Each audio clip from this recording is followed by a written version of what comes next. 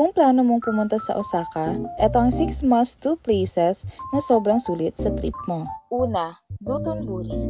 Dito mo makikita yung sikat na neon lights at matitikman ang best takoyaki at street food ng Osaka.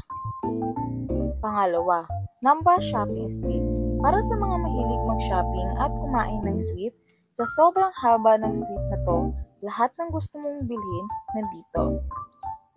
Pangatlo, ang Osaka Castle. Hindi magiging kumpleto ang Osaka trip mo kung hindi mo to napuntahan.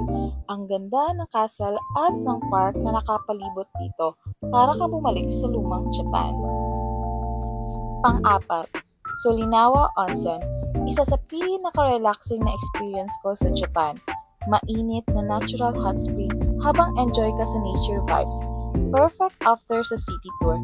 Pero kailangan mo mag-reserve days before sa Agoda or Klook dahil minsan nauubusan sila ng spot.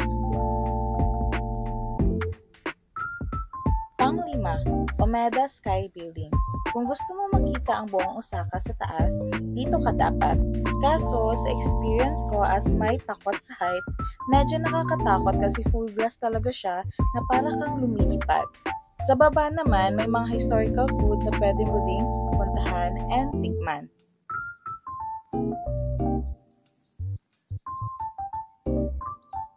And sa labas naman, maganda din tumambay sa coffee shop habang nag-observe sa mga life of corporate people.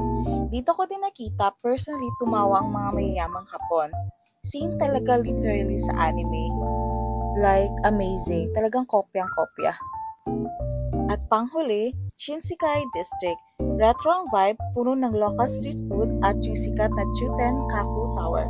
Parang time travel sa old Osaka. Kaya kung pupunta ka ng Japan, ito ang mga must-do sa Osaka na siguradong hindi mo pagsisihan.